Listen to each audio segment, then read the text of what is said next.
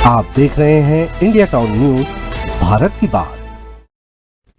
नमस्कार, आप देख रहे हैं इंडिया टाउन न्यूज और मैं हूं आपके साथ मर्सी। स्वागत है आपका हमारे खास बुलेटिन राजधानी सरकारधानी में, जहां हम आपको छत्तीसगढ़ की महत्वपूर्ण खबरों से रूबरू कराएंगे।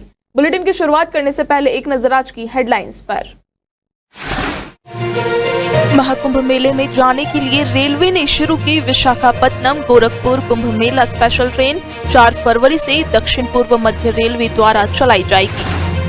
रायपुर में संदिग्ध दस्तावेजों के साथ 150 लोग पकड़ाए। बांग्लादेशी रोहिंग्या होने की आशंका जताई गई। शहर में संदिग्धों के सत्यापन के लिए पुलिस अभियान चला रही।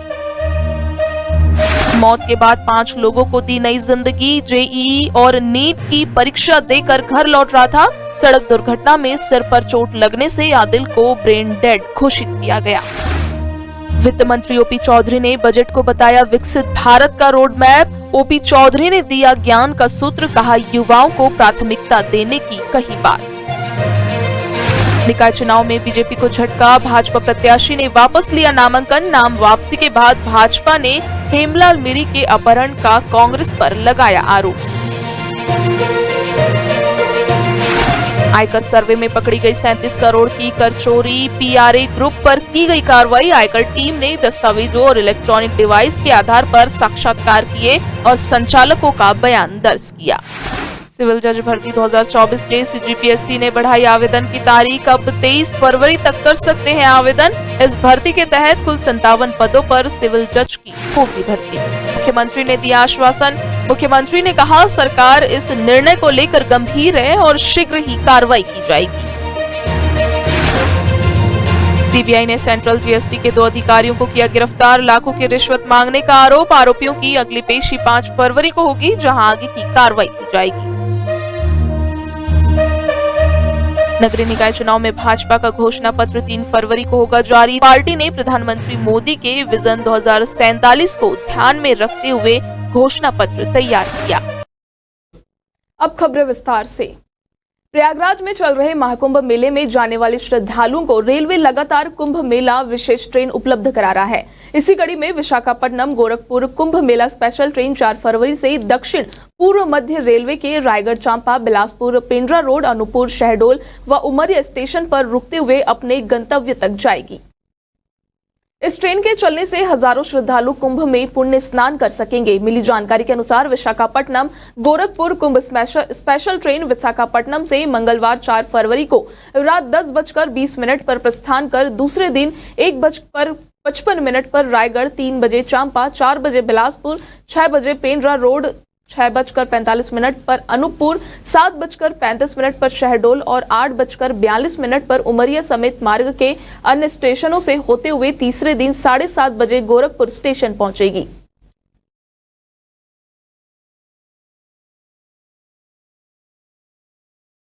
राजधानी पुलिस ने ऑपरेशन समाधान के तहत दूसरे राज्यों से आए 2000 से ज्यादा लोगों की तस्दीकी की है।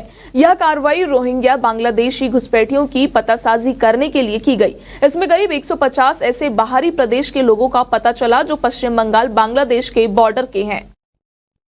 पुलिस को इनके दस्तावेज भी दुरुस्त नहीं मिले। आशंका जताई जा रही कि ये बांग्लादेशी नागरिक या रोहिंग्या है। उनके मोबाइल नंबर से भी तकनीकी जांच की जा रही है। करीबन 3 माह की जानकारी जुटाई जा चुकी है।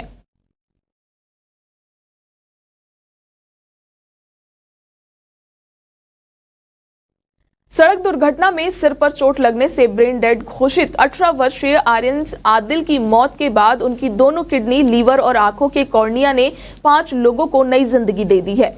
आर्यन आदिल को इन अंगों की बदौलत 5 लोग और उनके परिजन ताउम्र शुक्रिया अदा करेंगे। चंगोरा भाटा निवासी 18 वर्षीय युवक 29 जनवरी की शाम जेईई नीट की परीक्षा देकर अपने घर लौट रहा था, तभी वह सड़क हादसे का शिकार हो गया। उसे कोटा में स्थित सुयश अस्पताल में भर्ती किया गया। सिर पर गहरी चोट के कारण 3 दिन इलाज के बाद 1 फरवरी को चिकित्सकों ने आर्यन को ब्रेन डेथ घोषित कर दिया।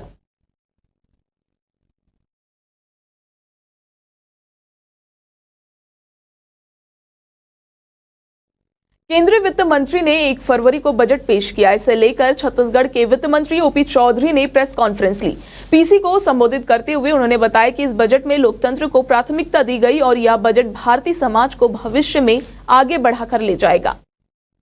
उन्होंने भारत की औसत आयु को 29 वर्ष बताते हुए कहा कि भारतीय युवा वैश्विक स्तर पर अपनी पहचान बना रहे हैं और यह बजट इस दिशा में मददगार साबित होगा। ओपी चौधरी ने कहा कि मोदी सरकार का उद्देश्य हर नागरिक की समृद्धि सुनिश्चित करना है और इसी सोच के तहत इस बजट में ज्ञान के सूत्र को शामिल किया गया है। उन्होंने कहा कि जब भारत विकसित होगा तो अंतिम पंक्ति का व्यक्ति भी वंचित नहीं रहेगा, यह सरकार का दृढ़ विश्वास है।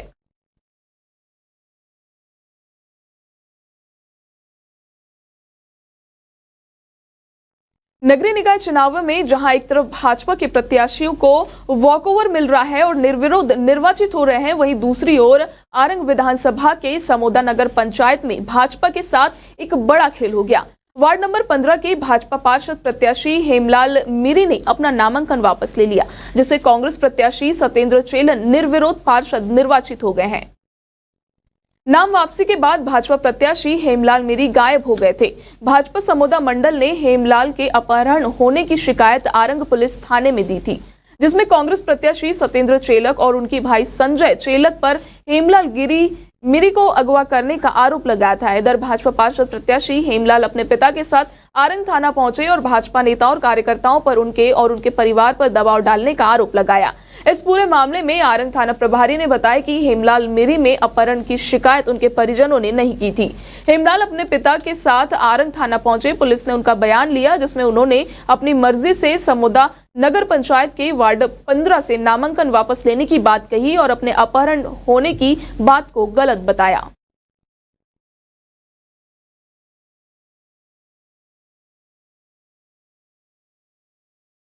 वक्त हो चुका है छोटे से ब्रेक का। खबरें और भी है, बने रहिए इंडिया टाउन न्यूज के साथ। अब खबर आपकी उंगलियों पर, खबरों से परे, हर खबर पर हमारा नजरिया।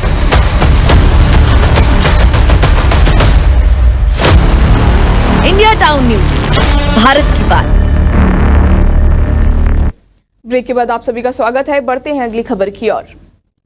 मुख्य आयकर आयुक्त कार्यालय की टीम ने कॉन्ट्रैक्टर फर्म PRA ग्रुप में की गई आयकर सर्वे की कार्रवाई में करीब 37 करोड़ रुपए की कर चोरी पकड़ी है। यह कार्रवाई मुख्य आयकर आयुक्त, प्रधान आयकर आयुक्त और संयुक्त आयकर आयुक्त के निर्देश पर की गई। PRA group road construction, civil construction, bridge के साथ ही रेलवे के लिए भी कार्य करता है।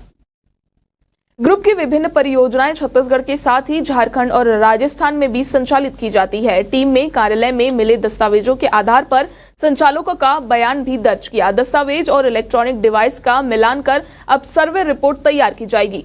सूत्रों का कहना है कि फर्म के संचालकों ने सर्वे टीम के निर्देश पर एडवांस टैक्स जमा करने की सहमति दी है।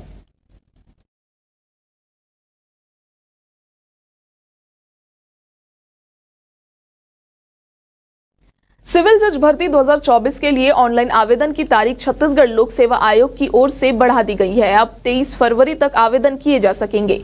पहले फॉर्म भरने की तारीख 24 जनवरी थी। वहीं इस भर्ती के लिए अब ऐसे अभ्यर्थी भी आवेदन कर सकते हैं जो सिर्फ विधि स्नातक है। दरअसल पहले लॉ ग्रेजुएट होने के साथ ही अधिवक्ता के रूप में नामांकित होना भी जरूरी था। अब इस शर्त को हटा दिया गया है। इस संबंध में CGPSC की ओर से जारी सूचना में कहा गया कि हाई कोर्ट के अंतरिम आदेश के परिपालन में यह शर्त हटाई गई है। इसके साथ ही आवेदन की तारीख भी बढ़ा दी गई है। कुल 57 पदों पर सिविल जज की भर्तियां होगी। इसके लिए 26 दिसंबर 2024 से आवेदन भरे जा रहे थे।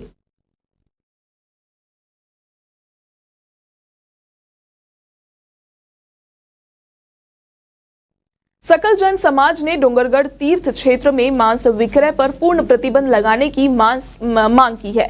समाज का कहना है कि डोंगरगढ़ धार्मिक आस्था का प्रमुख केंद्र है, जहां मां बम्बलेश्वरी मंदिर, प्रयागगिरी तीर्थ और चंद्रगिरी तीर्थ स्थित है। इस तीर्थ क्षेत्र की पवित्रता बनाए रखने के लिए मांस विक्रय को पूरी तरह प्रतिबंधित किया जाना चाहिए। मुख्यमंत्री विद्यासागर महाराज की प्रथम पुण्यतिथि पर आयोजित महोत्सव में डोंगरगढ़ पहुंचे थे, जहां जैन समाज के प्रतिनिधियों ने उनसे यह मांग रखी। मुख्यमंत्री ने समाज को आश्वासन दिया कि जल्द ही डोंगरगढ़ तीर्थ क्षेत्र में मांस विक्रय पर रोक लगाने की प्रक्रिया शुरू की जाएगी।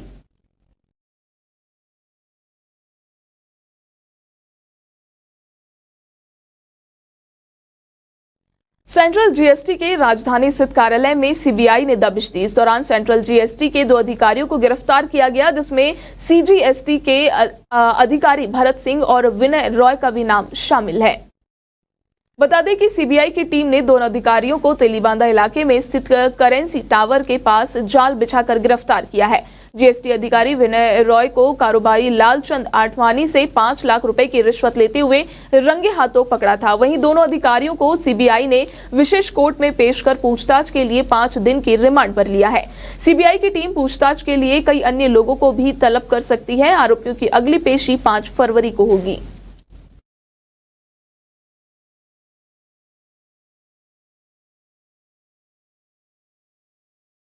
नगरीय निकाय चुनाव में भाजपा कांग्रेस से हर मामले में आगे चल रही है, चाहे वो प्रत्याशी के ऐलान, रणनीति हो या फिर घोषणा पत्र की बात हो। बीजेपी ने अपना घोषणा पत्र तैयार कर लिया है और 3 फरवरी को दोपहर 12 बजे जनता के सामने जारी होगा। इस दौरान मुख्यमंत्री विष्णुदेव साय, उप मुख्यमंत्री अरुण साव, प्रदेश अध्यक्ष किरण सिंह देव समेत कई मंत्री और अन्य विधायक भी शामिल होंगे। घोषणा पत्र समिति की फाइनल ड्राफ्ट की बैठक आज भाजपा प्रदेश कार्यालय कुशाभाऊ ठाकरे परिसर में हुई। बैठक के दौरान अमर अग्रवाल ने कहा कि आज घोषणा पत्र को अंतिम रूप दिया गया। घोषणा पत्र में पार्टी के नेताओं और जनता के सुझाव को ध्यान में रखते हुए तैयार किया गया है। उन्होंने बताया कि पीएम मोदी के विजन 2047 तक भारत को विकसित राष्ट्र बनाने के संकल्प को भी विशेष ध्यान में रखते हुए घोषणा पत्र को बनाया गया है, जो इस अध्याय को बढ़ाने का काम करेगा।